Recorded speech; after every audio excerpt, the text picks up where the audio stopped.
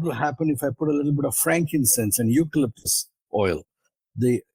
And in this process, concocted a liniment that was 5 times more powerful than tiger balm. And then it was popular in my clinic, and one of my patients said, you should patent this. So I filed a patent and it went through. So the process between 2007, when the initial version came out, to the time when it actually became an FDA registered product was 2018. So almost 10 or 11 years. But there was a continual process of refining and improving. And at no point was the invention completely complete, but at the same time, it was never completely a bust either. How well are you harnessing the ingenuity of the people around you? Welcome to another episode of Leading with Integrity, as we continue our exploration of the heart of leadership, taking a people-first journey this month. And today we'll be hearing from Dr. Ravi Iyer. He is a physician, scientist, author, and inventor who has kindly agreed to share the story of his remarkable journey spanning academia, public service, and private enterprise. From the corridors of academia to the dynamic landscapes of public and private sectors, today Dr. Iyer is a general practitioner, but he has arrived at that destination after what he calls a roundabout journey. In this episode, we'll be unraveling some of the threads of that journey, as well as what he's learned about life and leadership along the way. So whether you are a seasoned professional or an aspiring leader, Dr. Iyer's experiences offer a tapestry of wisdom to help you in your own leadership journey. So let's dive in and hear more about unlocking that human potential. This is Leading with Integrity, Leadership Talk, the podcast for first-time managers who are working in tech-driven businesses and teams and who want to be more effective, people-first leaders.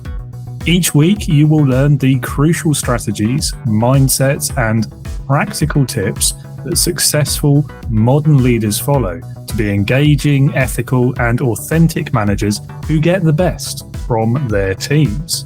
And we'll achieve all of this via weekly conversations with leaders, with leadership experts, entrepreneurs, and business owners, people who have already walked this path and have some amazing insights to share, with an added sprinkling of occasional solo episodes and some group chats where we'll have multiple guests. My name is David Hatch, and I will be your host. And leadership has always been a passion for me. After a career spent in a series of small businesses during 15 years in the aerospace industry, 5 or 6 of those at the end of that career were in a space startup in the UK, so trying to launch satellites into orbit, very cool stuff. And through all of that experience, I learned that the secret to successful management is in the ability to apply great leadership. And in turn, the secret to great leadership, it's all about your integrity, putting people before profits.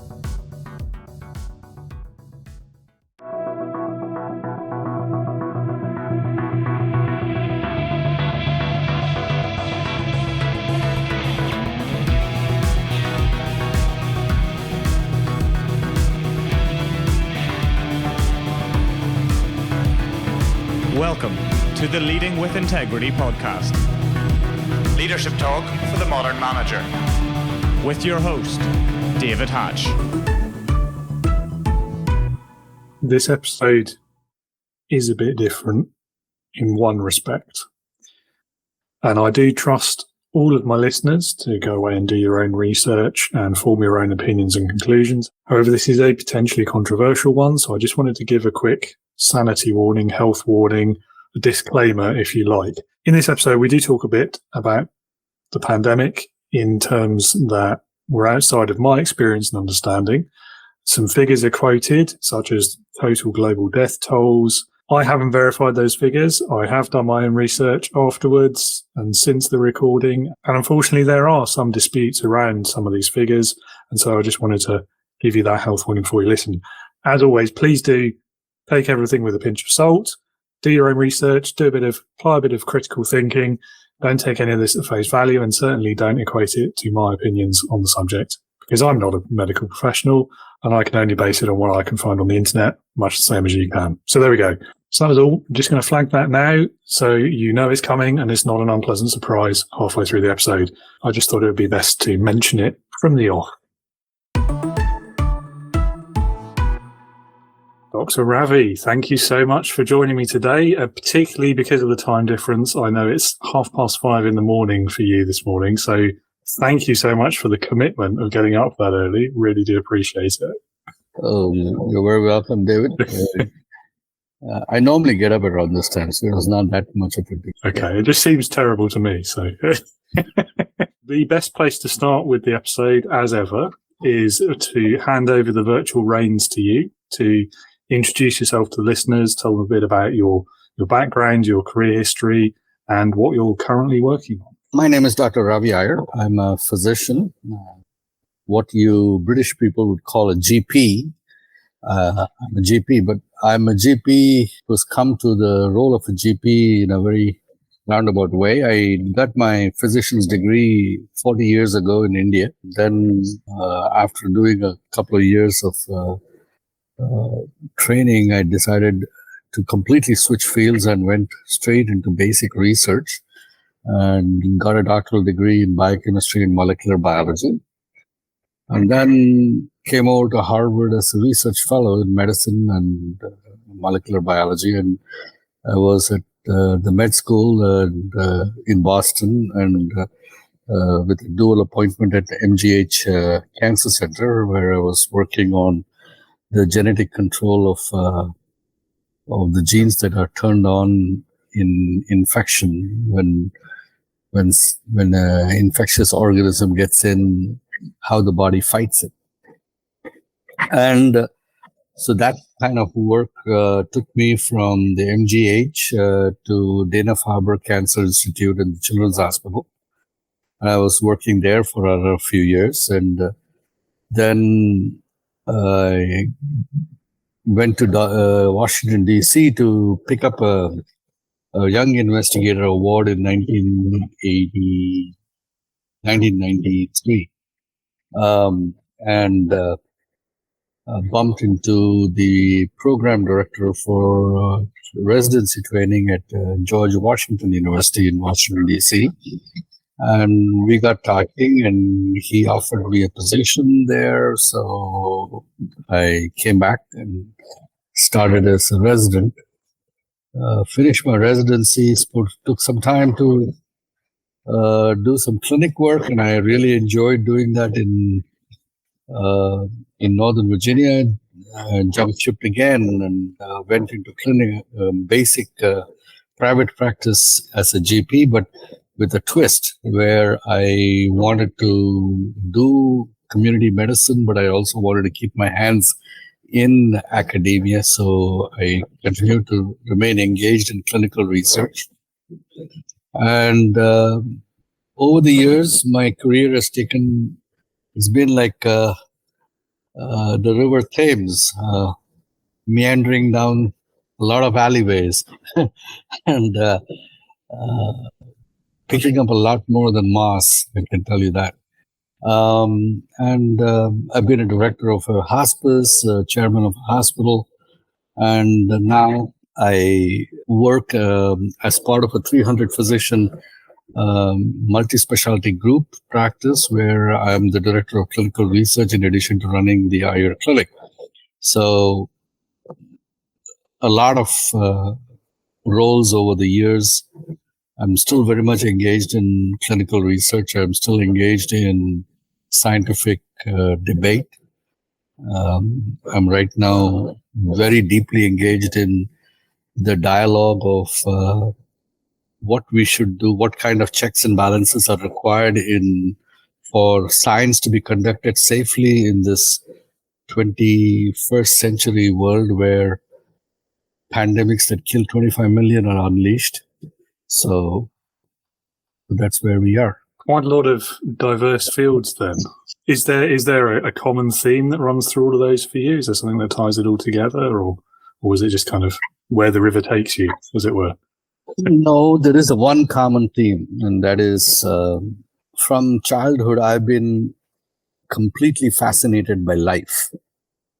What drives me is the question is what makes life work? And when life does not work, how do you make life work? So all through my life, that has been the central theme. How do you help empower people to live their best life?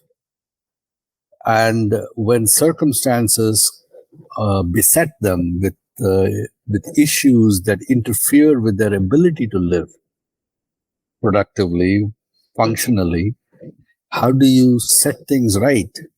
So I always do only three things. See, patients don't come to me because they have a diagnosis. They are coming to me with a question. Doc, I have something that's preventing me from enjoying life the way I would like to. And I use my skill, my technique, my methodology, my knowledge to either remove the obstacle to whatever is blocking them from enjoying their life. If I can't remove it, I try to mitigate it. I try to reduce its impact. And if I can do neither, then I teach them to live with it and still continue to enjoy their life despite its presence. So it's always these three things. And for the execution of these three things, I bring into play all the tools of my life. And I call these my talents. I'm eloquent. I have command of language, both spoken and written. I can use words to empower people. I have an incisive analytical mind that can analyze problems and break it down and search for solutions.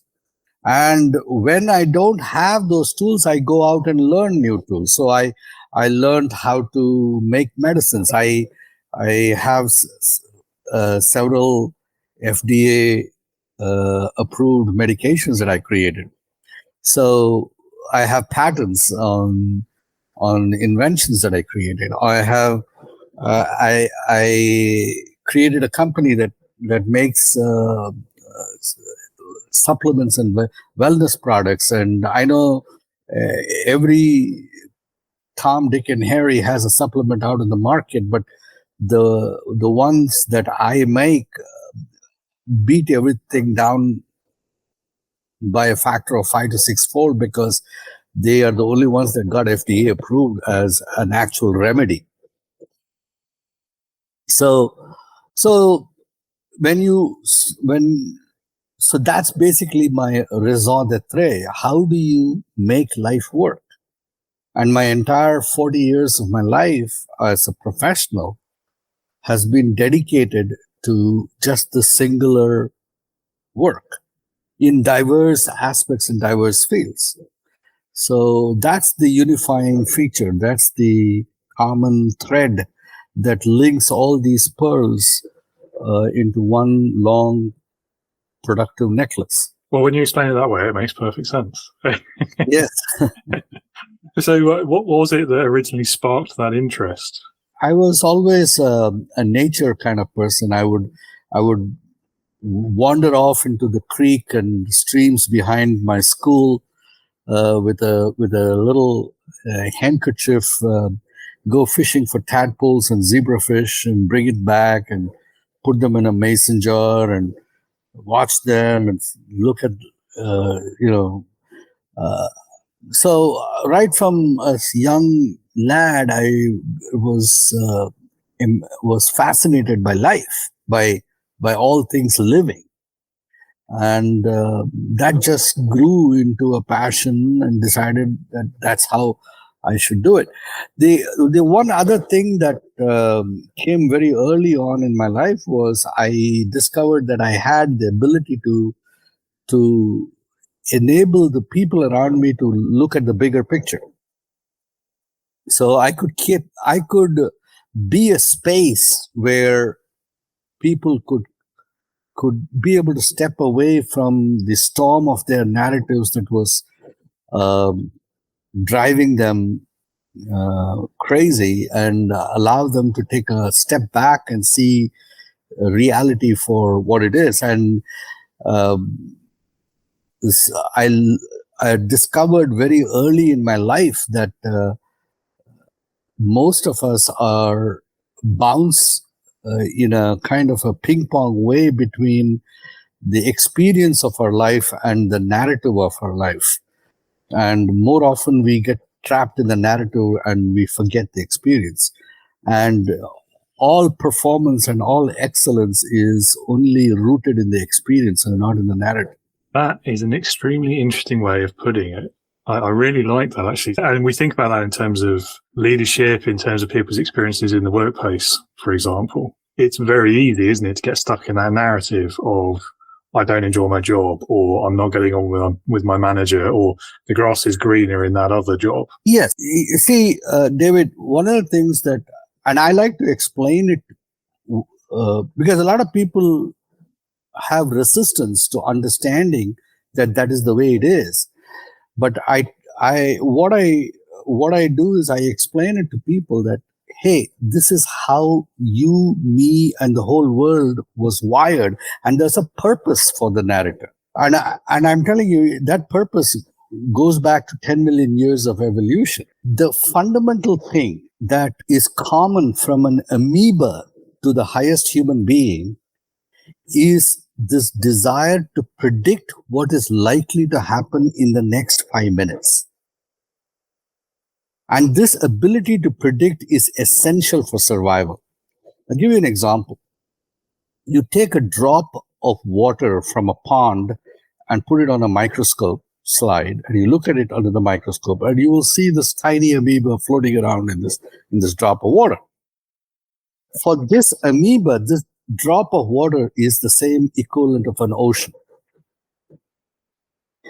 Now, if you take that little drop of water on that microscope slide and you come in with a tiny glass rod drawn out to a thin line, and you dip that glass rod in vinegar, and you touch one side of the drop of water, the amoeba will move away from that side where the vinegar contaminated glass rod is touching the water to the opposite side of the water drop, so that it moves away from the vinegar, right?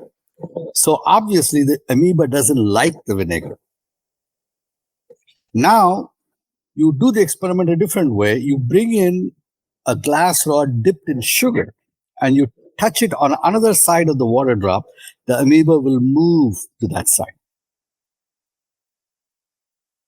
It likes the sugar. Now you go one more step. You keep repeatedly exposing the amoeba to the arrival of the glass rod dipped in sugar to the same side of the water drop. What will happen is the amoeba, even when the glass rod is not present at that location, will remain in the vicinity of that location, because it has now remembers that this area is where life is likely to present it with sugar.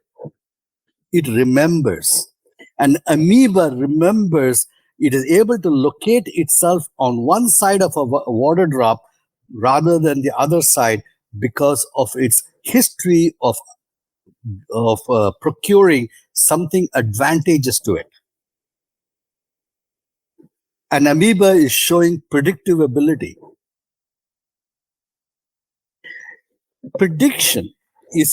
This prediction is based on an internal narrative that creatures develop. A tiger that cannot predict where the deer is going to appear is going to go hungry.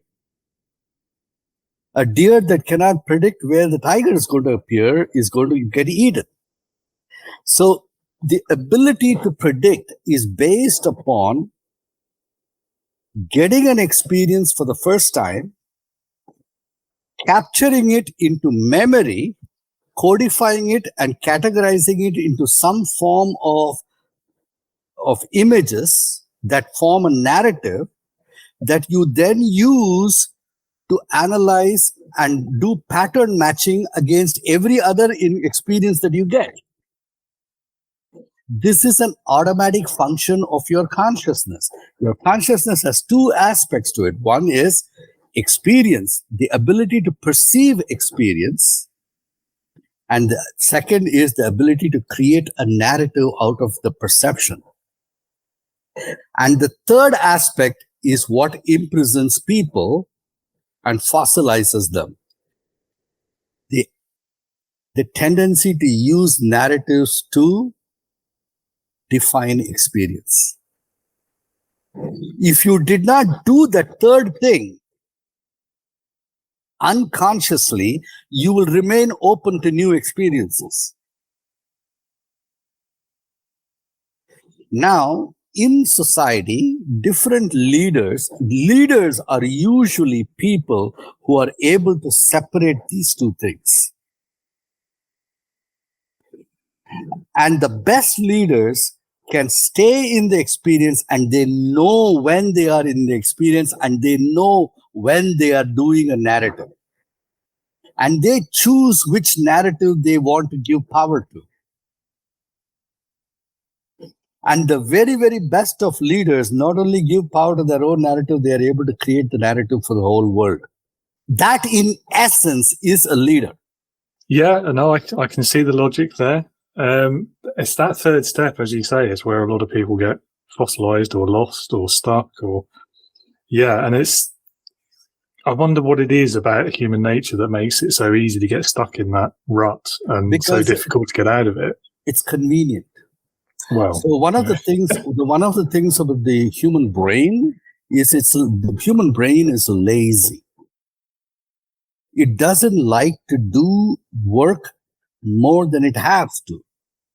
If it has a prior pattern that will allow it to gain an advantage for itself by matching the prior experience pattern with the new experience, then it does not have to wait and analyze and be alive to this experience completely. It can quickly go and gain the fruits of that experience without any effort.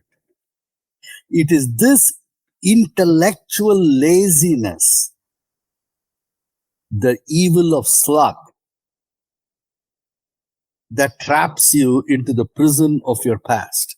I have another question for you about innovation and your experiences as an inventor, but before we move on to that, so the point about intellectual laziness there, I don't know if you've heard the saying about innovators and how the best innovators are lazy because they'll find the quickest, easiest and most efficient way of doing something. What are your thoughts on that in the context of what you've just said? So the best inventions are very, very simple. I would not call inventors as being lazy, but they are masters at reaching what I call the tipping point. They understand how to hone in to the essential question. And the other thing about inventors is they're not victims of what I call the jackpot mentality. There are people, the best inventors are not interested in transforming the world. They are interested in getting one problem solved. They don't care if that is going to transform the world. They're looking at one tiny solution, and they are quite happy making one tiny little widget work. And then they'll go to the next widget, and then they'll go to the next widget, and then that. So the best inventors are not looking at, I'm going to create the whole thing. The other thing about inventors, the really good ones, they have a different relationship to failure. They are more involved with understanding why they look at events and not see failure and success is a narrative. So It's an opinion about something after it has occurred. And inventors are not interested in the story of what has already happened. They are interested on why it happened. And they approach the why of everything non-judgmentally. And because of that, they will fail their way to success. But it is always the spectator standing outside looking at this arena of the inventor who says, oh, there he failed. Oh, there he succeeded. The inventor, if you look at it, he will say, I succeeded all the way. Because all the failures showed me what won't work. And that way I succeeded in finding out what worked. So he never looks at failure as failure. He's been winning each time. So one of the things about people don't understand that running is nothing except falling fast. You fall into every step and you do it very, very fast. And in doing so, you zip down 100 meters in 9.9 seconds. Well, some people might. Yeah. I certainly wouldn't. And not me. Not me. But you get what I'm saying, right? People don't realize that. They don't realize that walking is nothing except falling with control. Yeah, no, I think you're completely right about failure, and it's an interesting way of presenting it in terms of the context of narrative, and of course, it's hindsight, isn't it? Because at the time, you don't know. Even if you were to say there's an objective success or failure, at the time you don't know that. You're just focused on the problem. Failure is more important than success, in my opinion, because you learn more. You need both. You can't build a life failing, because I'll tell you why. Well, in terms of the eventual outcome, I mean, if you succeeded first time, you've not learned very much. You probably couldn't replicate it. Exactly. So, but the thing is, success gives you the necessary validation to allow you to suffer failure. So you need to give small doses of success in a timely manner, such that the person learns to persevere through failure. But you're right, absolutely. But the people who really are inventing, who are creators, the creators of the world, they don't really look at their life as failure or success. They look at their life as one continuous journey of discovery. And that's all they're doing. They're discovering things that work and that don't work. And anything that works and doesn't work is only contextual. Because in a different context, what does not work now will work for that context. So it's always contextual. And the same strategy that doesn't work in one set of business environment will work very well in another business environment.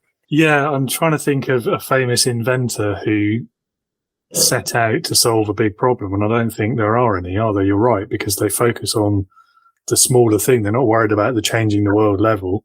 Yeah. Quite a lot of the time, their inventions may end up in one day sort of doing that anyway.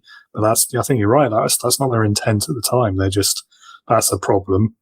I'm interested in the problem, or the problem's annoying me, so I'm going to apply my intellect and I'm going to solve it. Personal. It's always personal. Yeah. Yeah, that's a very interesting take on that. I like it. So as an inventor yourself as well, what approaches, what methods have you applied or that have you found useful? And I'll give you an example. In 2007, my mom was visiting me and she was having arthritis, and her knee was bothering her, and she can't tolerate, ibuprofen because it tears the stomach up.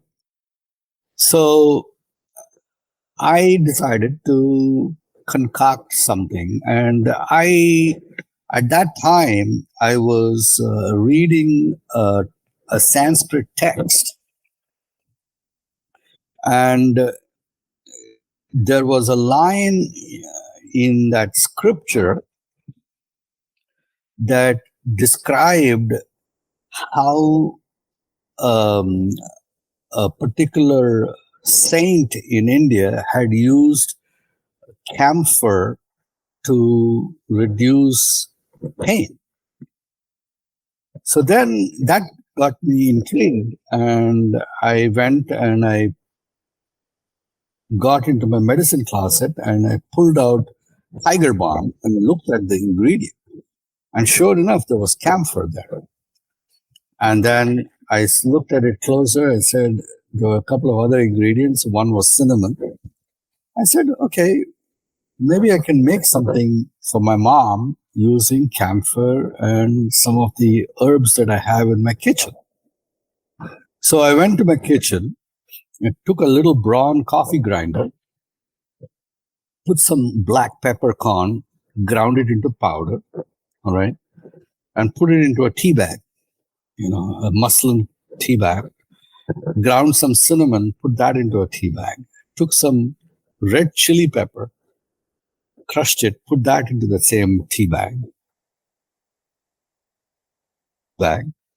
and dropped it into a small cup of olive oil, and took a handful of camphor and put that and put it up into a jar and left it on the kitchen counter. And for 2 weeks, every time I would come by the kitchen counter, I'd take the jar, shake it up, and then leave it and walk away. I kept doing that for about 2 weeks. And then after 2 weeks, the oil in the jar had turned very fragrant with the camphor, and it had turned all kinds of nice orangish red shade of pigment. And I took with a tablespoon, I took a spoon of that, rubbed it on my mom's knee, and she had relief. So I had discovered what would later become Dr. Iyer's balm, the Iyer balm. And so then I said, okay, since I already have my background, I set up a small refining lab in my basement and started refining the process of extracting it to be more and more profound. From crushed red chili pepper, I went and got some ghost pepper, which is the world's hottest cayenne pepper.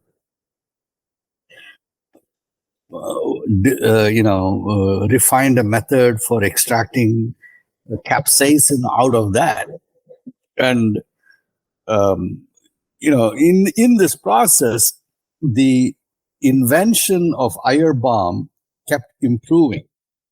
And then I figured, okay, this is working. So what will happen if I put a little bit of peppermint into it? What will happen if I put a little bit of frankincense and eucalyptus oil?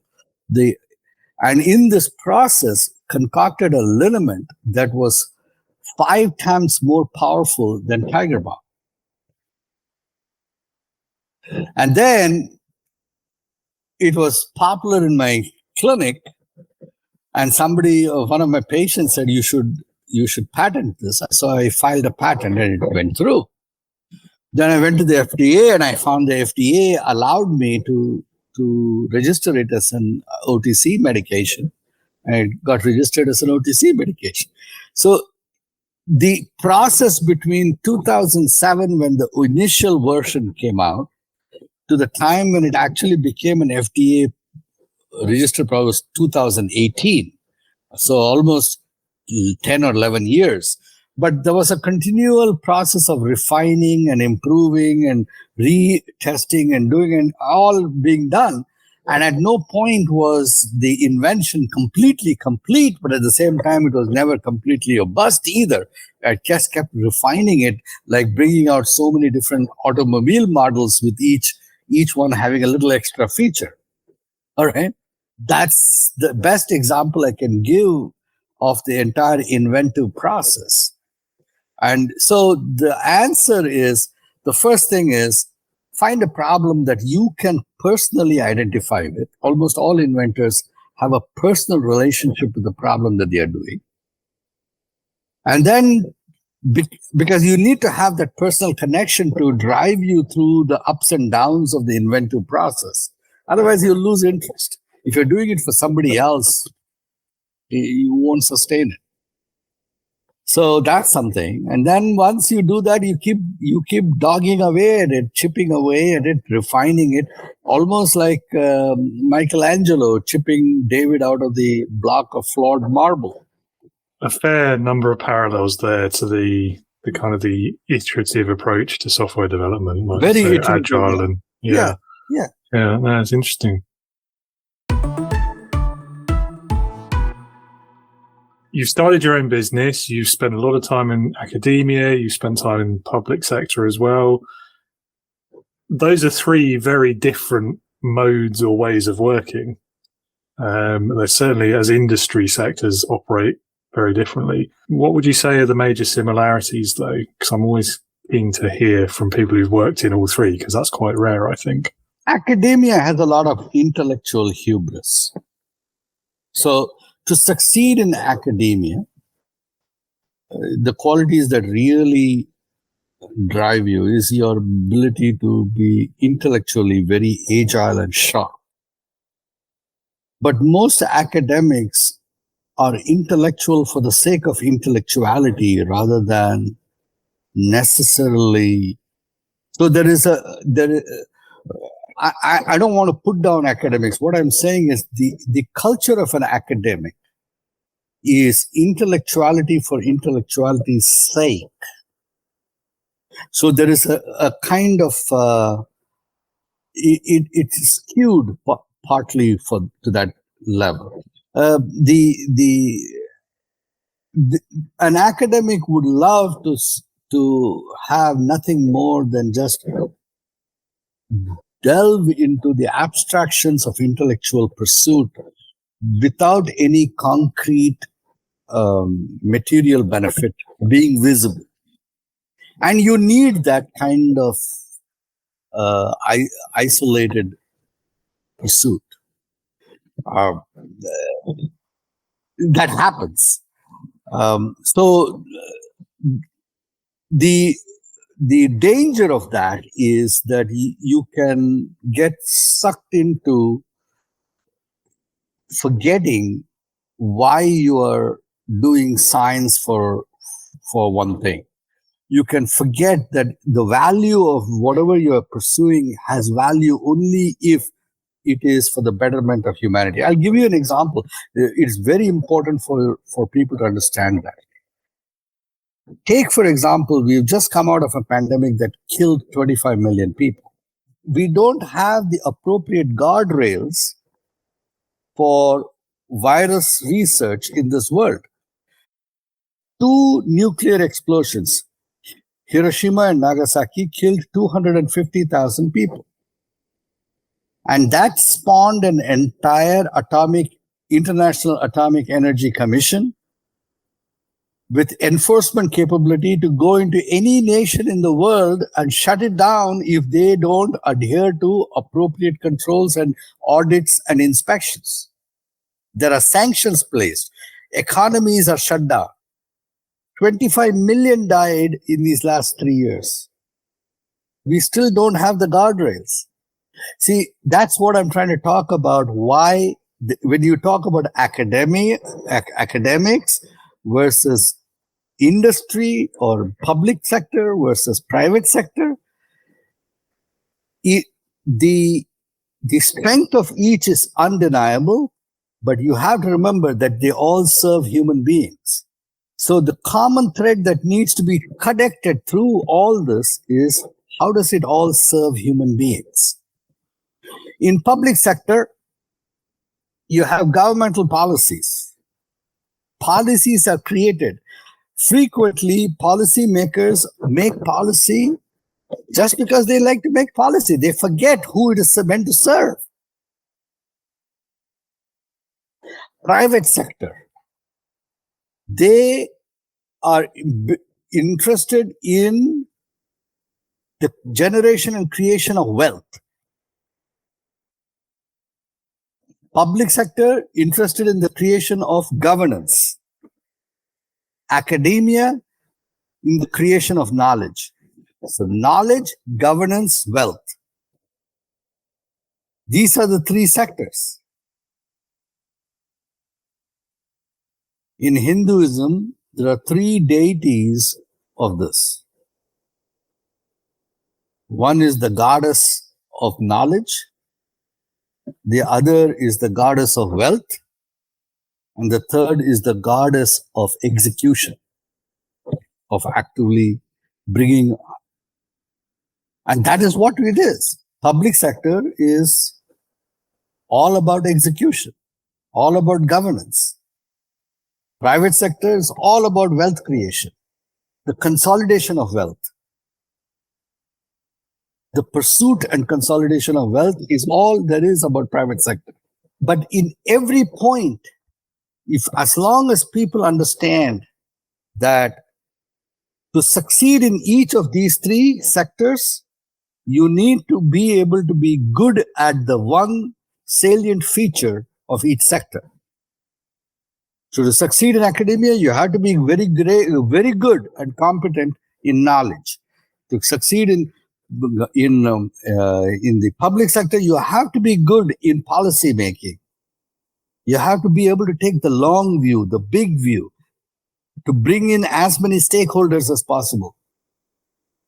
Be equitable, to be diverse. So the concepts like diversity, equity, inclusion have great value in the public sector.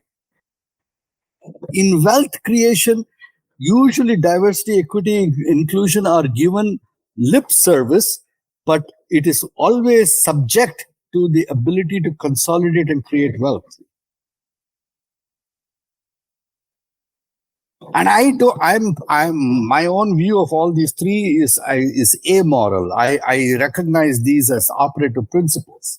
I don't say one is good or bad, but you need to know what is the limitation of each other. The only way you can thread these three sectors together properly is to always constantly ask the one fundamental question: does this serve human beings?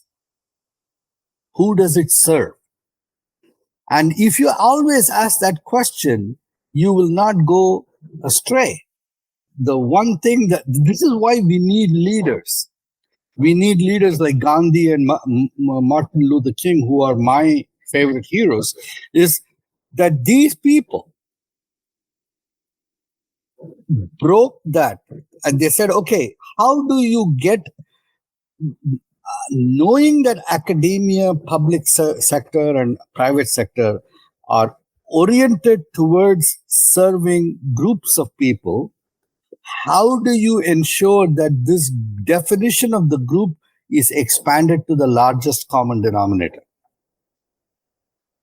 So I don't have a problem as when you, the debate is that all three serve a group. The problem is how they define that group. And this is where you work with a leader who can articulate the narrative of how you define the group.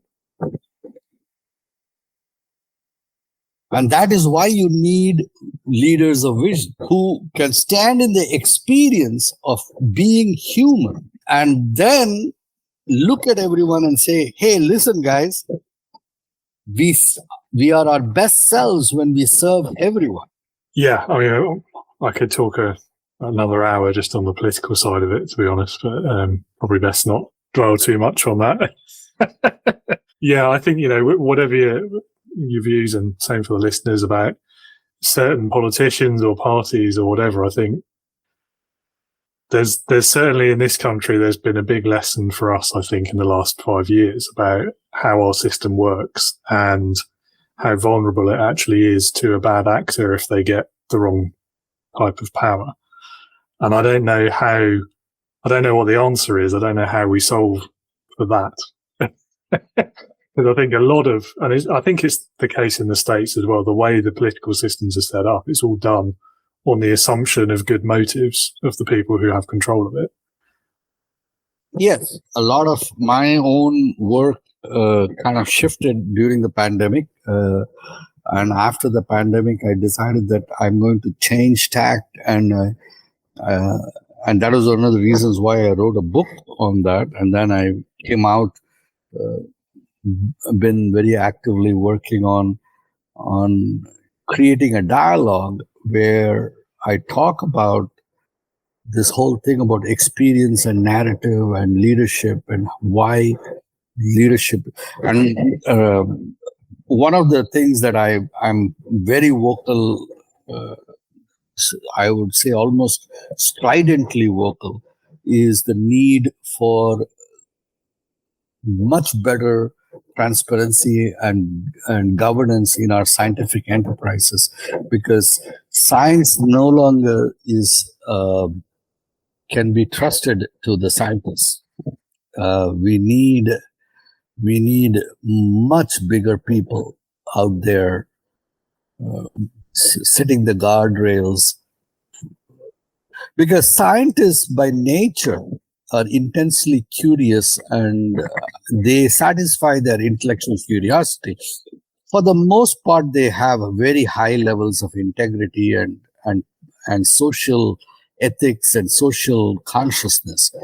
But all of those ethics, integrity, and social consciousness is still somewhat subservient to their innate intellectual curiosity and the desire to probe the dark corners of nature.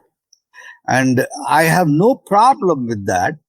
I really think that scientists should be encouraged to probe all forms of corners, except that we need to have very, very clear guardrails to protect them as they venture into the unknown and ensure that the door is shut behind them, that they can't go around opening doors to the abyss without knowing how to shut the door behind them. And believe me, nature has unspeakable horrors in all forms of dark corners, things that you never even knew existed. There are viruses and bacteria that you don't know even live in the rainforests of this world. Well, that's a happy thought.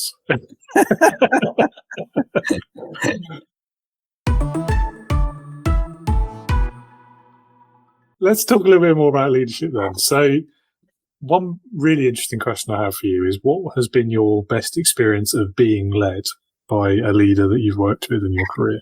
One of the biggest things that I've discovered when I was doing my medical training was this concept of the leader as a servant. I had during my surgical residency, I had a physician mentor, and he impressed upon me the idea of what really makes a physician versus what is a technician. He asked me this question once. He says, what is it that distinguishes, what makes a physician a physician? And I said, ability to diagnose and treat and so on and so forth. He says, no. He says, the relationship that a physician has to disease is different than a technician. For a physician, a disease is a problem of empowerment. A disease is not a pathology for a physician. For a physician, the disease is a problem of empowerment. It is a situation that disempowers. And the physician's focus is to be a space of service that will allow the patient to become empowered. Whereas for a technician, the disease is simply a problem to be solved intellectually.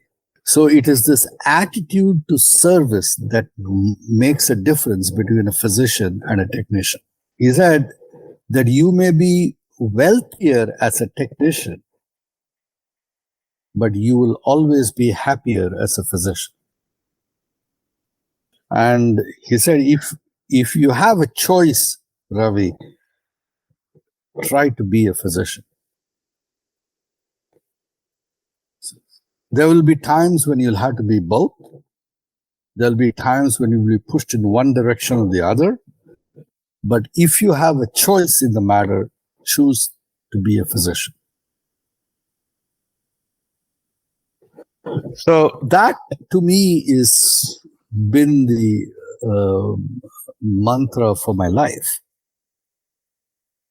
And that is where that is what fuels all my arguments about why the vision always has to be centered on the human being. It has always got to be centered on how do you empower people to make their best decisions? How do you empower people to show up in the experience?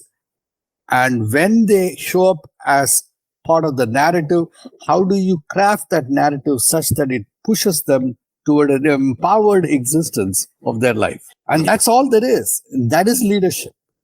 Yeah, I was going to say that's leadership you've just described there. Yeah, I mean, I've always been a big fan of servant leadership as well. I mean, it's quite a new idea as well. As far Actually, as it is not new. All the greatest leaders were. They just didn't say it that way.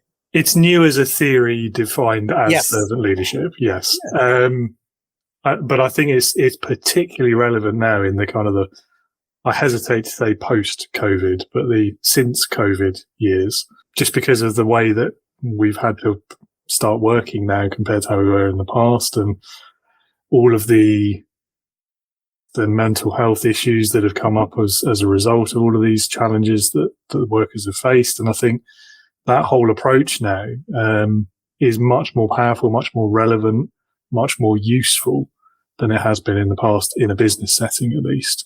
And if you look at some of the other phenomena we've seen, the social phenomena like the Great Resignation and quiet quitting, all of those kinds of things as well, I think that points to a need for leaders to be more turning that traditional leadership on its head, really, and rather than coming from a perspective of I'm the boss, what are you going to do for me? Look at it the other way around and say I'm the leader, what can I do for you? And I think that is servant leadership in a nutshell, and a very insightful leader as well that you've worked with there. Okay, couple more questions and then we're probably out of time. So this one I quite like. I get some interesting answers to this one. If you could go back in time to the beginning of your career, say your mid-20s, early 30s, what advice would you give to your younger self? The one biggest thing that I could have, and probably I think it's something that's important for everyone, is take about 5 years and step away from formal education and spend those 5 years in deep contemplation to develop the skill of inner focus. Not just go and just contemplate, sit in some corner contemplating my navel. No, I'm not trying to do that. But really, really develop the ability to gain control over this automatic aspect of my psyche that builds a story and narrative about every experience that comes in my life. And so the level of control I have now, which I have acquired over 65 years of life, if at the age of 17 I said, okay, I'm going to just stop, and for 5 years, I'm going to put my entire education on hold till 22. I'm going to go and spend my time developing the ability to be present to my experience without building a narrative. Let the experience hold it. Gain control over this aspect of my life. I would have come back at 22 and I would have accomplished what I'm accomplishing at 65 by the time I was 35. Yeah, I think there's a lot to be said, isn't there, for taking that step early on, and particularly when you're getting to that age where you're just coming out of university. I mean, yeah, it's quite a punishing period of life academically, isn't it? If you went from, say, in this country, if you went from your first sort of secondary school exams right the way through to the end of university without a break, I mean, that's a decade or more of just constant testing. And in hindsight, I don't think there's that much benefit to that in terms of what you're learning about how to operate in the real world. No. You're studying to pass a test. You're not studying to pass life. It is, and not only that, you're studying to pass somebody else's idea of what life should be like. Absolutely. And that is the most, like, imagine spending 10 years of your life to get somebody else's opinion about it. Why would you do that? But yet you spend the rest of your life not trying to do that. But you do that for the first 10 years or 12 years. And that institutionalization of our life is probably the single greatest waste of time. I'm not saying that you should not acquire that body of information, but there are better ways of doing it. No, I think institutionalization is exactly the right word for it. Definitely. And you're right. I mean, you think about some of the things. So we had, when I was at school, we had this once a week, we'd spend a 45-minute lesson on something called life skills. And I look back now, and what they did was taught us how to do a spreadsheet so we could manage our money. It's like, well, that's not a life skill. I mean, it's important, yes, but teach me something useful. Anyway, mustn't grumble, as they say. Leadership Heroes. Okay, last question. This one's always my favourite. I think you've already given your answer away, but I'm going to ask you anyway. It's called Leadership Heroes. So if you had to pick a person, alive or dead, past, present, real, fictitious, if you want to go mad with it, who in your opinion would perfectly embody leadership, who would that person be and why? Oh, yeah, you're right. I did give the answer. Yeah, so for me, both Gandhi and Martin Luther King, and they're actually identical in many ways. And they also have the same mentor. You see, Gandhi's mentor was Henry David Thoreau of Walden Pond fame. And it was Thoreau's writings on civil disobedience that Gandhi used to launch his entire career of saying that the power of no, of a single man saying no, is more powerful than the only power that a government has is one of denial of life and liberty. And therefore, if you're willing to give up those two items, then you have broken the shackles of governmental authority. And then Martin Luther King borrowed that same thing for his civil disobedience movement. So, but to just simply say that is probably oversimplifying the depth that both these leaders had to them. Both were men of great grounding. They were grounded in a vision of themselves that was so profound that they could not only see themselves as emancipated, but they saw an entire race as emancipated. So to be grounded that firmly is the quintessential definition of a leader. So for me, both of these are the models for any person who wants to craft a life of purpose. And it doesn't matter that I may never even talk about the things of civil rights that Martin Luther King did, or I may not do anything like the way Gandhi did. I do my own stuff in my area of being an advocate for transparency in science, and advocate for the humanistic aspects of diversity, equity, and inclusion in healthcare policy and healthcare delivery. So that is my civil rights march, and it's okay that I do it alone, but that's fine. But that's where I get my inspiration from. Two excellent examples. I think it's always a bit touch and go, I think, picking historical figures, but particularly because the further back you go, the harder it is to know for sure what they were really like. But I think with those two, it's probably recent enough history that we know quite a lot about them. Yeah. So you're probably on safer footing, say, than compared to picking a Roman emperor or something. I think the other problem is this idea that heroes have to be uniformly good is another myth. I am not subject to that. I don't care if my heroes are flawed. The fact that they accomplish so much is worth emulation. And if I do detect any flaws, it is up to me to not emulate that. But why should I throw them down from a pedestal and say they are worth nothing? No, they are worth something.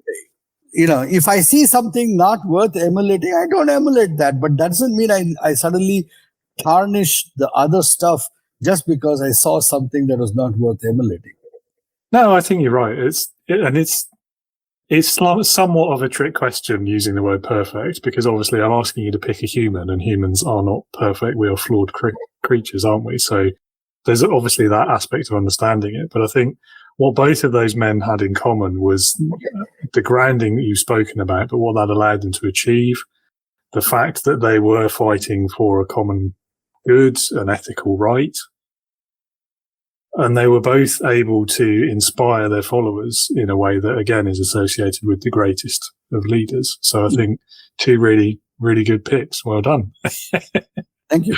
I think we're almost out of time, really. So the very last thing is, if any of the listeners would like to learn more about you or reach out perhaps and have a conversation with you themselves, would you like to put them towards a website, or where they could get a copy of your book or anything else, really? So, all the stuff that I do, my professional work as a physician, my work all my professional life is all tied into one location. My author website is www.